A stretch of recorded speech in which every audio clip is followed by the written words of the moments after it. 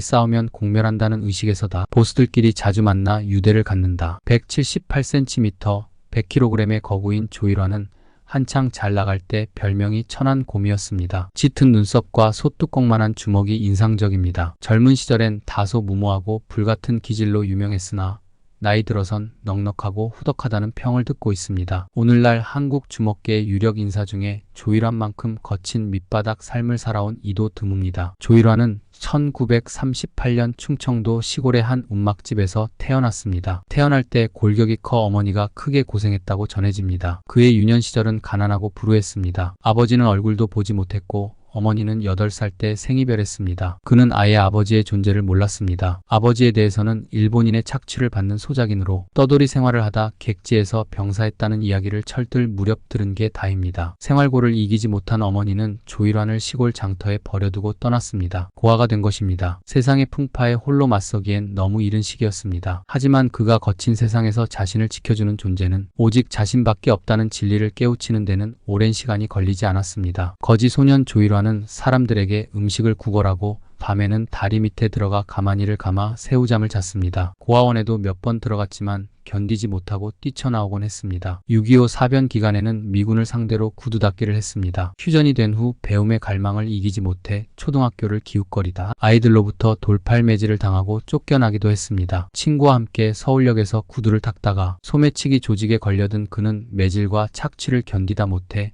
지방을 전전했습니다. 수원, 천안, 대전, 김천, 대구를 거쳐 부산까지 내려갔습니다. 하지만 가는 곳마다 골목대장이 있어 번 돈을 빼앗기기 일쑤였습니다. 전쟁이 끝날 무렵 천안에 정착한 그는 천안역 주변에서 가장 세력이 큰 소매치기 조직을 찾아갔습니다. 그때부터 고학생 흉내를 내며 서울과 천안을 오가는 기차 안에서 껌과 담배 따위를 팔았습니다. 이른바 앵벌이었습니다. 수입의 절반은 왕초에게 바쳤습니다. 때로는 도둑기차를 타고 객차 안에서 물건을 팔다가 영무원에게 흠씬 두들겨 맞기도 했습니다. 왕초의 착취가 심해지자 그는 천안을 떴습니다. 경기도 시흥의 미군 부대 근처로 갔다가 양공주를 관리하는 조직에 몸담게 됐습니다. 어느 날 도둑 누명을 쓰고 소년원에 3개월간 갇혀 지냈습니다. 그 사건 이후 시흥을 떠나 전국을 떠돌았습니다. 그때부터 그는 싸움 실력을 키워나갔습니다. 어느 절에 들어가 자비를 하면서 주지 스님에게 무술을 배운 게 시작이었습니다. 이후 산속 움막집에서 지내면서 여러 가지 싸움 기술을 스스로 익혔습니다. 특히 칼 쓰는 법을 집중적으로 훈련해 눈을 감고도 목표물을 맞히는 경지에 올랐습니다. 그가 주먹 3개의 이름을 떨치기 시작한 것은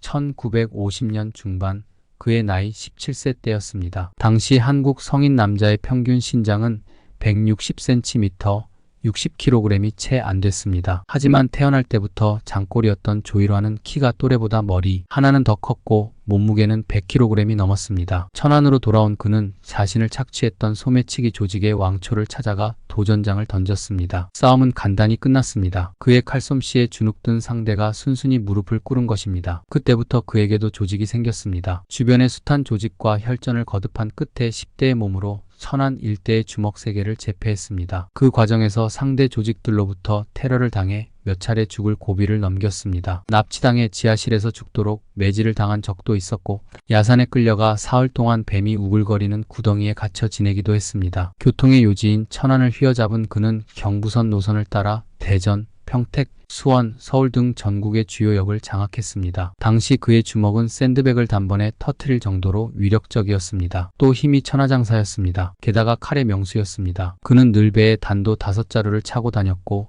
중요한 싸움에서는 칼을 썼습니다. 목표 부위에 한치의 오차 없이 꽂거나 긋거나 찔렀습니다. 단 목숨에는 지장 없도록 했습니다. 조 씨는 칼로는 나를 당할 사람이 없었다며 나에게 칼 맞고 조금의 차이로 살아난 사람이 수십 명이었다고 당시를 회고했습니다. 뒷날 조 씨는 천안에서 아끼던 후배를 실수로 칼로 찌른 이후 다시는 칼을 잡지 않았습니다. 조 씨에 따르면 1950년대와 60년대의 가장 무서운 조직은 소매치기단이었습니다. 무엇보다도 돈의 위력이 컸습니다. 이들은 헌병이나 특무대 경찰에 정기적으로 뇌물을 상납하고 그 대가로 신분을 보호받고 이권을 챙기는 특혜를 누렸습니다. 형사를 대동해 다니고 심지어 권총까지 차고 다녔습니다. 조직원 수도 엄청났습니다. 천안역 주변에만 300여 명의 소매치기가 활동했습니다. 1958년 조 씨는 소매치기단과의 충돌로 경찰에 구속됐습니다. 소매치기 50여 명을 때린 죄였습니다. 징역 5년이 선고됐습니다. 인천교도소에서 성년식을 맞았습니다. 하지만 2년이 감형됐고 광복절 특사로 석방됐습니다. 1961년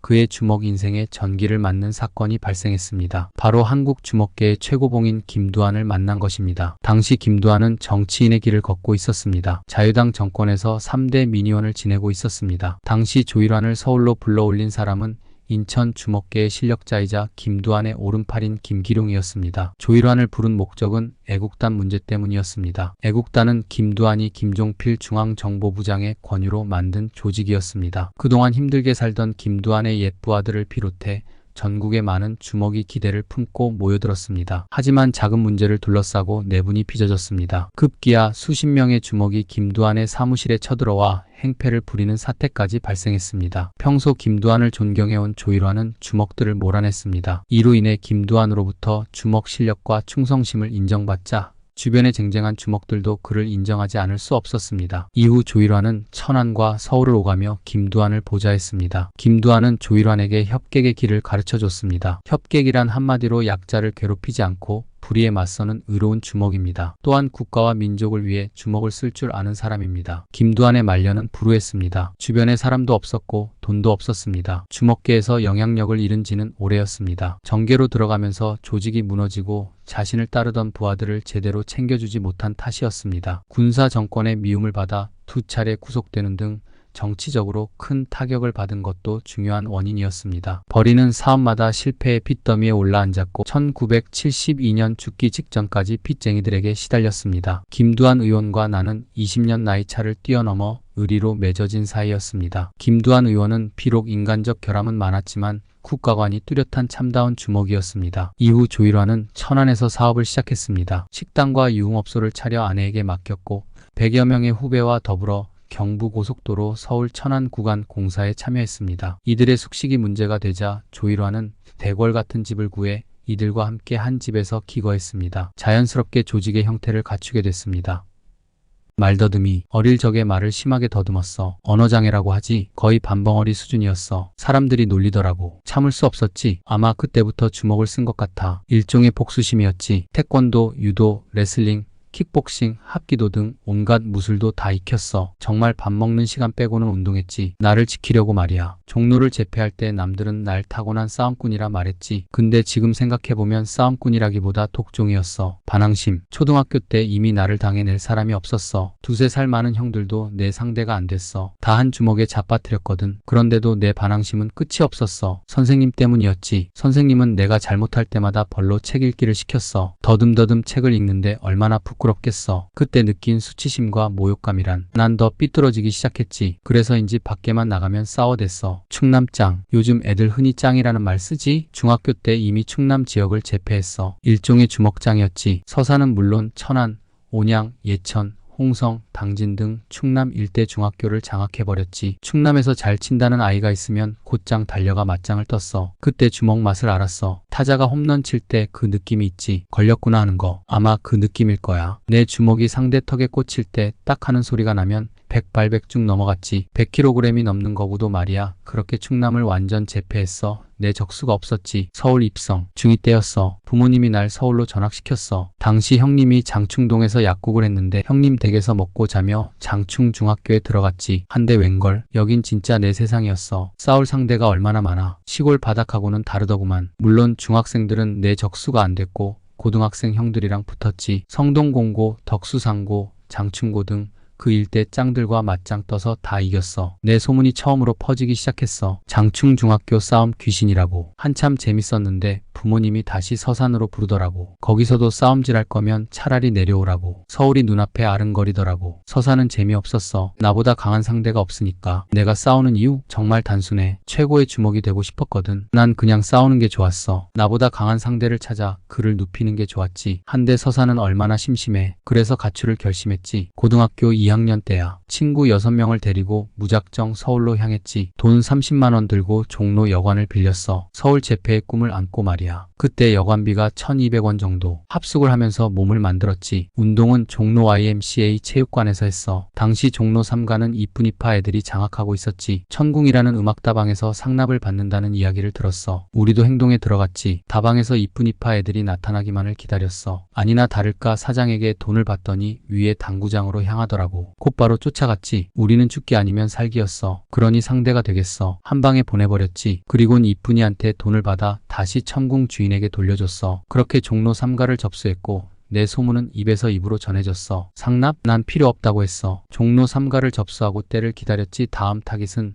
종각 종로 1, 2가는 돼지파 구역이었지. 당시 돼지파는 종각에 있는 파노라마 나이트를 관리하고 있었는데 규모가 꽤 컸어. 한데 돼지파는 예상외로 싱겁게 접수됐어. 우연히 혼자서 돼지파와 마주쳤고 그쪽에서 내게 먼저 시비를 걸더군. 날 얕잡아 본 거지. 하지만 싸움은 상대가 10명이든 20명이든 상관없어. 우두머리급 두세 명만 눕히면 그걸로 끝이야. 보스가 꺾이면 밑에 부하들은 오합지졸이 되지. 그렇게 종각을 접수했어. 내 나이 20살 때 말이지. 사람들이 나를 김두한이라고 하더군. 웬 김두한? 김두한 그는 어린 나이에 맨주먹으로 전국을 장악했다고 말이야. 나랑 비교가 안 될 만큼 뛰어난 사람이야. 그리고 또 하나. 오직 맨주먹으로 싸웠기 때문이지. 난 절대 연장을 안 써. 아우들에게도 연장을 못 쓰게 했지. 난 내 주먹이 사시미 칼보다 더 세다고 믿는 사람이야. 그리고 그게 진정한 싸움꾼이지. 건달 말이야. 대신 전쟁이 시작되면 폭대는 차지. 가죽 폭대. 칼 맞고 죽으면 안 되잖아. 팔이나 다리는 상관없지만 당시 무교동은 특별히 관리하는 애들이 없었어. 질 안 좋은 양아치들이 여기저기서 돈을 뜯고 다녔지. 종로를 완전히 접수한 우리는 무교동을 정리했어. 무교동을 장악하니 식구들이 40~50명 정도로 늘었어. 그리고 명동 접수에 들어갔어. 당시 명동은 신상사, 양은이파, 조양은, 서방파, 김태촌 정도 있었는데 신상사는 사보이 호텔 테러로 거의 지는 별과 다름없었지. 한편 양은이파는 조양은 선배가 구속돼 잠시 조용한 상태였어. 서방파 김태촌 선배와는 원래 친해 우리에게 우호적이었어. 그래서 우리가 명동에 들어가기도 쉬웠지. 그렇게 안토니파는 명동까지 일부 접수하며 세를 확장시켰어. 그런데 왜 안토니파냐고? 그건 이상하게 지어진 거야. 당시 성 뒤에다 돈을 붙여서 부르는 게 유행이었어. 돈이 많다고 말이지.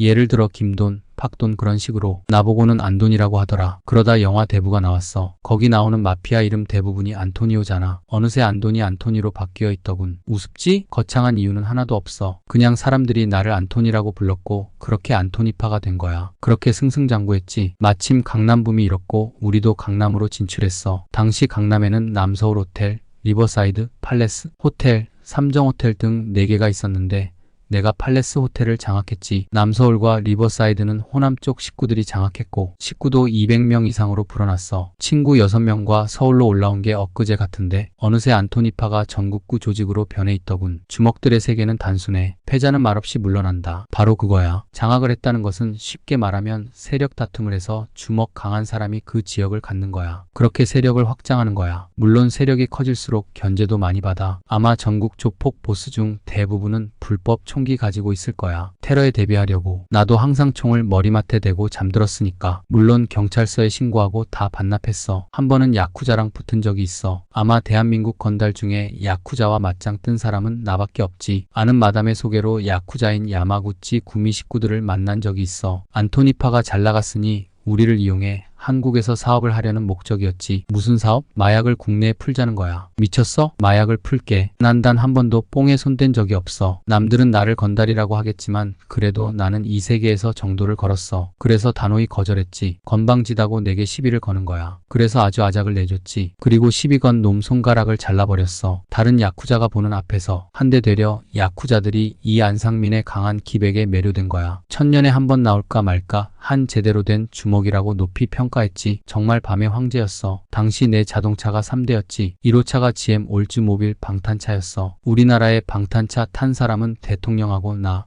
이렇게 둘뿐이었거든. 2호차가 벤츠 500, 3호차가 푸조였어. 조직이 커지니 정치권에서도 손을 뻗더라. 그렇게 형님 아우 하면서 연결될 때도 있어. 그때 사회면에 대문짝만하게 나왔어. 방탄차 탄 조직 보스 구속이라고. 내게 붙여진 죄목만 해도 9가지 더군. 살인교사, 특수강도, 마약, 외환관리법 위반, 폭력교사, 총포, 도검류, 화약법 위반. 재판날 검사에게 말했지. 이보시오. 이왕 하는 거 한 가지 더 추가해 10가지 채우시오.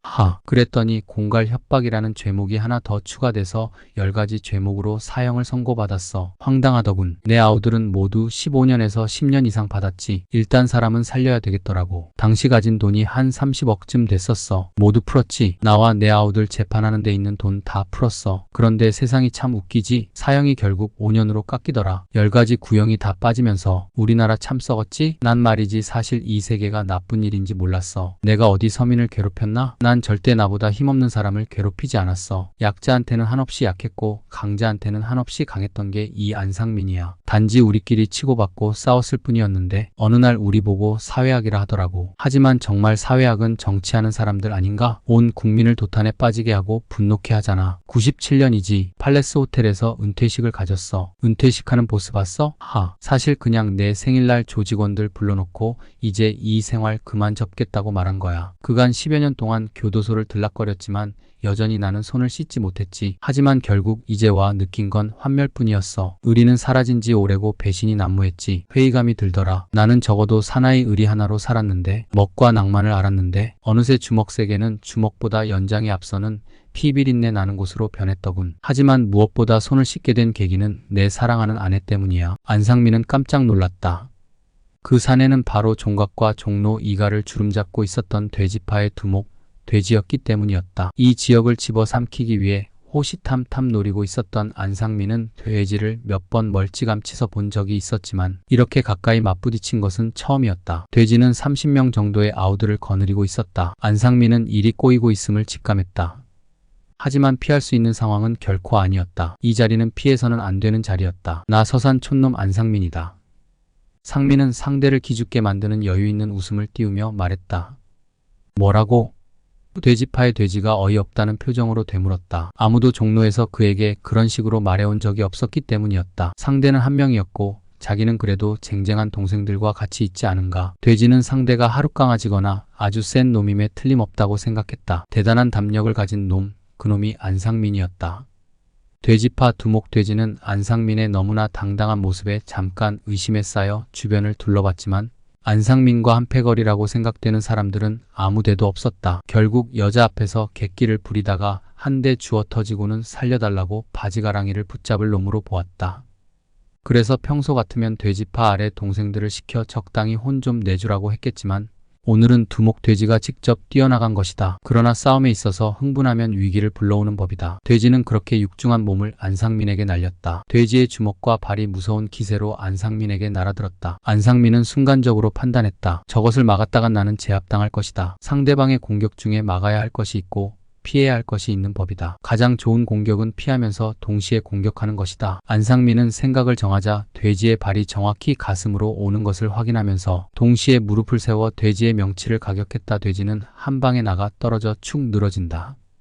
이제 안상민은 명실상부한 종로의 주인이 되었다. 어떻게 알았는지 종각과 종로 이가에 있는 업소의 주인들이 그가 늦은 아침을 먹고 쉬고 있는 청궁다방으로 335 짝을 지어 인사를 왔다. 그 중에는 어제 돼지와 함께 있었던 그의 부하도 있었다. 사실 안상민은 당혹스러웠다. 점심을 먹고 슬슬 종로로 나가 업소를 찾아다니며 첩수 신고식을 할 생각이었는데 알아서 찾아와 줄 줄은 몰랐던 것이다. 여기서 그가 해야 할 것은 다소 무게를 잡으면서 강자의 아량을 보여주는 것뿐이다. 좀 늦었군. 안상민은 상대를 슬쩍 떠보았다. 상대는 죄송합니다. 인수인계를 해드리려고 준비를 하느라라고 대답했다. 안상민은 소파 깊숙이 몸을 묻었다. 안상민의 모습에는 보스다운 기품이 넘치고 있었다. 안상민의 나이는 20이었지만 가까운 측근 외에는 아무도 그 사실을 몰랐다. 또한 자기 스스로가 어리다고 생각하지도 않았다. 왜냐하면 김두한은 18살의 나이에 주먹의 고수들을 차례로 누이고 종로의 우두머리로 우뚝 섰기 때문이었다. 이제부터 진짜 시작인 거야. 종로는 내가 전국 최고의 주먹이 되기 위한 교두보일 뿐이야. 난 여기서 멈출 수는 없어. 안상민의 다음 목표는 무교동이었다. 당시 무교동은 그 유명한 낙지 골목 외에는 별다른 이권이 없었다. 그래서 건달축에도 끼지 못하는 놈들이 판을 치고 있었다. 그나마 안상민이 무교동에 대해 매력을 느꼈던 것은 태평양 나이트클럽과 썬더 호텔 나이트클럽이 그곳에 있었기 때문이다. 그 중에서도 안상민은 썬더 호텔 나이트클럽을 지목하고 있었다. 썬더 호텔은 규모도 컸고 손님도 많았다. 그리고 무엇보다도 거기에는 만만치 않은 적수 골통과 산초가 있었다. 무교동에서 제일 큰 세력을 가지고 있는 강자들이다. 안상민은 상대가 강자여야만 매력을 느끼고 전투력이 생겼다. 골통은 구부정한 자세에 손을 주머니에 쑤셔넣고 팔자걸음을 걷는 것이 특징이었다. 때문에 멀리서 봐도 대번의 꼴통인지 아닌지 알 수 있었다. 들리는 소문에 의하면 예전에 싸우다가 칼 맞은 것의 후유증 때문에 몸이 구부정하다는 것이었다. 성격이 포악하기로 이름이 나 있었고 싸움에 이기기 위해서는 연장을 가리지 않는 잔혹한 면이 있었다. 그런 반면 산초는 별명처럼 멕시칸 계열의 사람으로 보였다. 게다가 코수염까지 기르고 있어서 아무리 숨기려 해도 영락없는 산초였다. 그를 따르는 주먹들이 상당히 많았다. 그래서 안상민은 일단 종로가 안정되기를 기다려 작전을 개시하기로 했다. 이번 상대가 상대이니만큼 종로의 이쁜이처럼 소규모의 싸움이나 돼지와 우발적인 상황에서의 결투는 아닐 것이다. 그들도 나름대로의 소식통으로 종로의 지배자가 바뀌었다는 것을 듣고 있을 것이며 혹여 대비를 하고 있을지도 모르는 일이었다. 안상민은 몇 개월을 종로의 크고 작은 문제들을 처리하면서 전력을 비축했다. 언제 어느 때 전쟁을 벌이더라도 가동될 수 있도록 신복들을 위시하여 쓸만한 애들을 챙겼다. 안상민은 오늘 우리는 무교동을 접수하러 간다. 거기 식구들은 우리만큼 있을 수도 있고 더 많을 수도 있다. 그렇지만 우리는 단 10명으로 그들과 대적할 생각이다. 종로의 명예를 걸고 열심히 싸워주기 바란다. 그리고 한 가지, 절대 연장은 안 된다. 연장을 써 버릇하면 나중에 살인자가 된다. 우리는 종로 주먹의 전통을 살려 맨주먹으로 놈들을 거꾸러뜨린다. 자, 지금 연장 있는 사람들은 모두 여기 내놔라. 동생들은 오토바이 체인과 잭나이프, 쇠파이프와 회칼을 꺼내놓았다. 화가 난 안상민은 어린 놈들이 연장질부터 배워 가지고 되겠냐? 이래가지고 제대로 된 건달이 되겠어? 니네 형들은 다 맨손이야. 아무리 세상이 변해도 그렇지 니네가 살인자냐? 그러니까 사회에서 건달들이 지탄을 받고 있는 거야. 우리 주먹들은 주먹으로만 싸우면 돼. 알아? 안상민은 기세를 몰아 산초와 골통의 사무실로 쳐들어갔다. 사무실 안으로 골통과 산초 패거리들이 하나둘씩 모두 들어왔다. 안상민의 일행보다 2배나 많은 숫자였다. 그들은 일단 숫자로 기선을 잡으려 하는 것 같았다. 안상민이 조용히 나 서산 촌놈 안상민이여라고 말했다. 드디어 안상민의 스타일이 나오기 시작했다. 원래 이렇게 시작하는 것이 그의 정석이었다. 산초가 비아냥거리며 네가 종로를 먹었다던 그 논두렁 건달이냐? 산초는 상민을 철저하게 무시하고 나갔다. 안상민은 순간 피가 끓어올랐으나 침착하기로 했다. 모든 일은 흥분하면 실수를 하게 마련이다. 상민은 산초가 일부러 자신을 충동질하고 있다고 생각했다.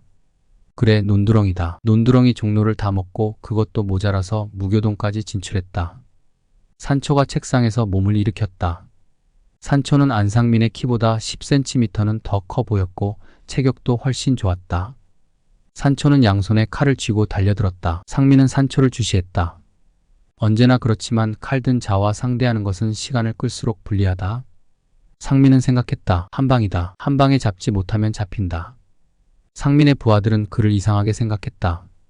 산초가 칼을 쓰는데 굳이 안상민은 맨손으로만 싸울 필요가 있을까? 잘못하면 칼에 맞아 질 수도 있지 않은가.